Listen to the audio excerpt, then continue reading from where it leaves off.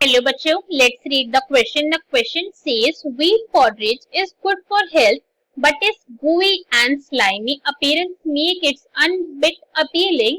Why wheat porridge appears a bit slimy? So question के अंदर हमसे क्या बोला गया, जो wheat porridge होता है जिसको हम नॉर्मल लैंग्वेज में दलिया बोलते हैं, राइट? तो जो गेहूं का दलिया होता है वो वैसे तो क्या है, अपनी हेल्थ के लिए बहुत अच्छा है, मगर जो उसकी गोवी अपीयरेंस है बहुत ज्यादा चिपचिपा सा दिखता है, जिसकी वजह से क्या होता है, अनअपीलिंग है। बहुत ज्यादा लोग उसके अपीयरेंस की वजह से उसे खाना पसंद नहीं करते, ऑल्दो उसके अंदर बहुत सारी न्यूट्रिशन है। तो हमें ये बताने की व्हीट जो पोर्रिज है वो इतना ज्यादा स्लाइमी क्यों दिखता है, इसके पीछे का हमें रीजन बताने। सो हमारे क्वेश्चन स्टार्ट करते हैं। सबसे पहले हम क्वेश्चन को सॉल्व करने का की कॉन्सेप्ट देखेंगे।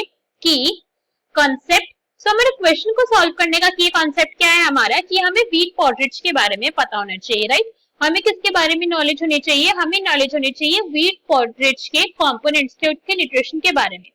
तो अब हमारा क्वेश्चन स्टार्ट करते हैं। हमें बेसिकली यहाँ पे फोकस किस पे रखना है, न्यूट्रिशन कंटेंट पे रखना है व्हीट पोर्रिज की।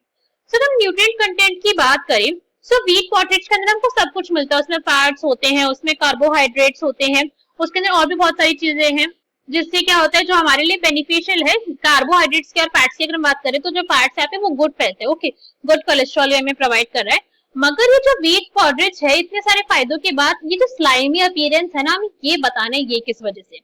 सो ये पॉइंट जो हमें समझना है कि जो स्लाइमी अपीयरेंस है किसकी वजह से होती है, इसकी होती है वाटर अब्जॉर्प्शन की वजह से, ठीक है? ये कितना ज्यादा इसकी वाटर होल्डिंग कैपेसिटी है पोर्रिज की, वो बहुत ज्यादा हाई है। और किसकी वजह से हाई, ये फाइबर की वजह से है।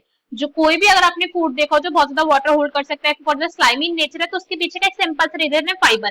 उसमें फाइबर का बहुत ज्यादा अमाउंट है, ठीक है?